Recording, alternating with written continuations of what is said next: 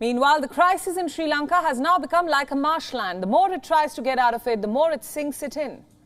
But thanks to its neighbour India, there might be some respite. New Delhi has extended a line of credit of $55 million. This is specifically for a procurement of urea fertilizers. The deal was signed in the presence of Sri Lankan Prime Minister and the High Commissioner of India. Let's now understand why this deal is important.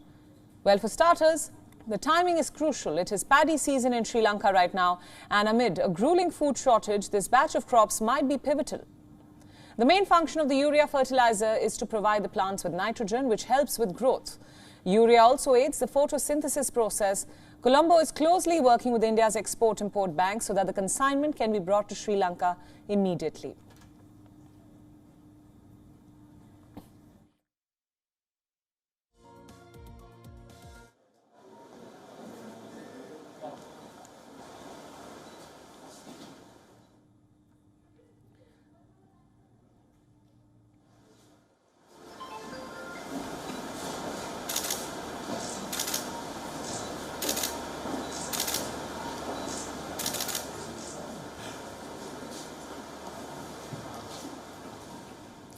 Since the Prime Minister has taken power, he has made one thing clear, that ensuring food security is his government's priority.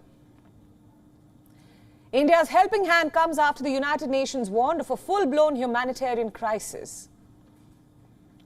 Because in a country of 1.7 million people, most are already in need of essential items.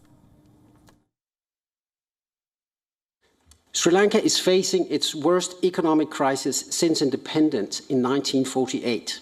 We are concerned that this could develop into a full-blown humanitarian emergency, and we are taking action to address that concern. Earlier this week, China had lauded India's effort to help its neighbour. Beijing even said that it is ready to partner with India for further help, which came as quite a surprise for many because China has been partly accused for today's crisis in Sri Lanka, thanks to its infamous debt trap. Many experts had warned before Beijing and Colombo seemed like a perfect recipe for an economic disaster. One cannot stop lending and the other can't seem to pay. Meanwhile, on Monday, which is the 13th of June, has now been declared as a special government holiday. Well, there's nothing special about this day. The Ministry of Public Administration has announced this, simply because the country doesn't have enough resources for transportation. So a fuel and power shortage is now directly going to have an impact on people's day-to-day lives. Schools will be shut down and offices will remain closed.